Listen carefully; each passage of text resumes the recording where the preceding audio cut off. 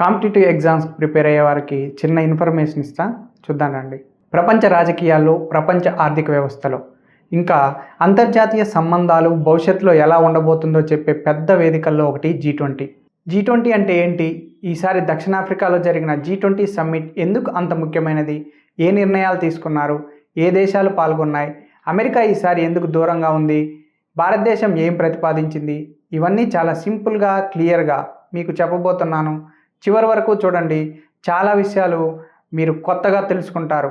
ముందుగా G20 గురించి ఒకసారి క్లియర్గా తెలుసుకుందాం.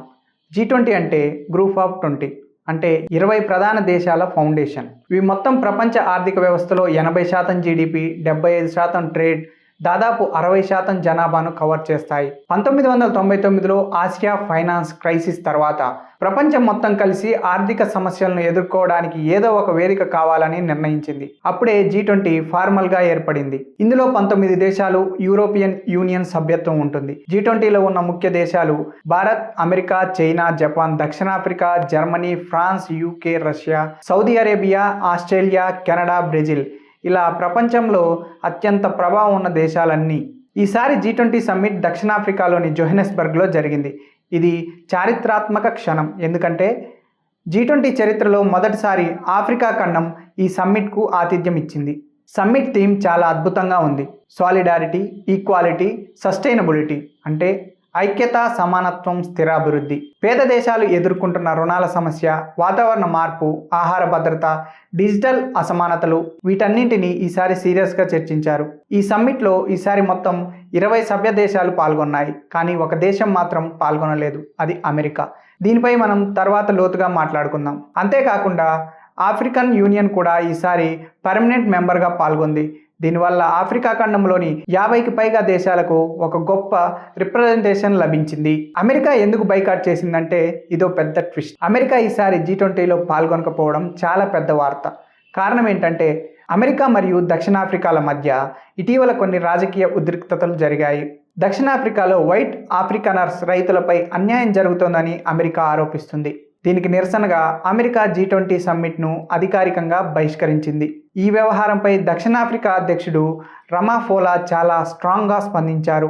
మేమెవరికి బెదరము, మమ్మల్ని ఎవరూ ఫోర్స్ చేయలేరు అని స్పష్టంగా చెప్పారు.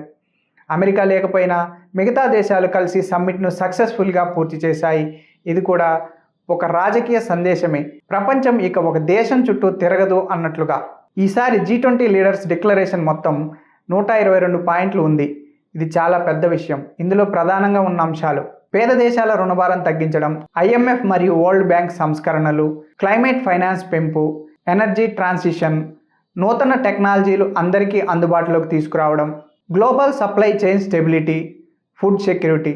ఈ డిక్లరేషన్ ప్రపంచం ముందుకు వెళ్లే దిశను చూపుతుంది. ఈసారి భారతదేశం రోల్, PM మోడీ ప్రతిపాదనలను హైలైట్ చేద్దాం. ఈ G20 సమ్మిట్లో భారతదేశం ప్రతిపాదనలు చాలా ప్రభావవంతంగా ఉన్నాయి. Global health care response team, భవిష్యత్తులో ఎక్కడైనా మహమ్మారులు వచ్చినా వెంటనే స్పందించే గ్లోబల్ హెల్త్ టీమ్ ఏర్పాటు చేయాలని ప్రధాని మోడీ ప్రతిపాదించారు. G20 Africa skills multiplayer initiative, Africa యువత స్కిల్స్ పెంచడానికి వచ్చే 10 ఏళ్లలో 10 లక్షల ట్రైనర్లను తయారు చేసే విధంగా భారీ లక్ష్యం ప్రతిపాదించారు.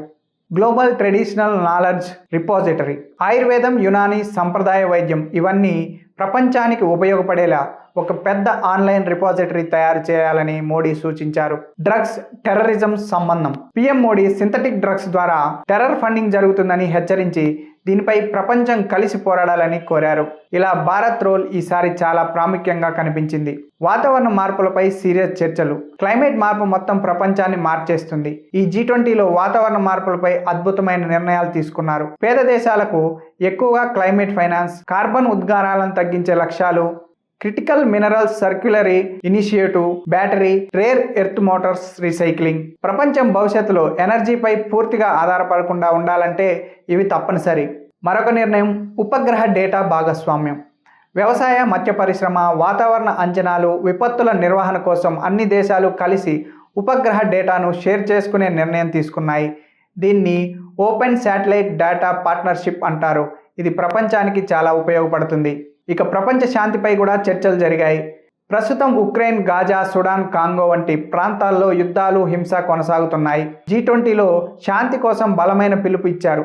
ప్రపంచం స్థిరంగా ఉండాలంటే శాంతి మాత్రమే మార్గమని సభ్య దేశాలు ఒకే స్వరంతో చెప్పాయి. ఆహార భద్రత, చిన్న రైతుల కోసం నిర్ణయాలు. ప్రపంచంలో ఇంకా ఎంతో మంది ఆకలి కష్టాలు పడుతున్నారు. ఈసారి చిన్న రైతులు ఆదాయం పెంచడం, విత్తనాల నాణ్యత మెరుగుపరచడం, వర్షాభావానికి సంబంధించిన ఎర్లీ వార్నింగ్ సిస్టమ్ అభివృద్ధి చేయాలని నిర్ణయించారు. భవిష్యత్ G20 ఏ దిశగా వెళ్తుంది? ఈ సమ్మిట్ ఒక స్పష్టమైన సందేశం ఇచ్చింది. ప్రపంచం ఇక పెద్ద దేశాలకే కాకుండా అభివృద్ధి చెందుతున్న దేశాలకు నాయకత్వం ఇవ్వబోతుంది. ఆఫ్రికాలో జరిగిన ఈ G20 గ్లోబల్ సౌత్ ఎదుగుదలకు ఒక పెద్ద సిట్టింగ్. ఇవే ఈసారి G20లో జరిగిన ముఖ్యమైన అంశాలు.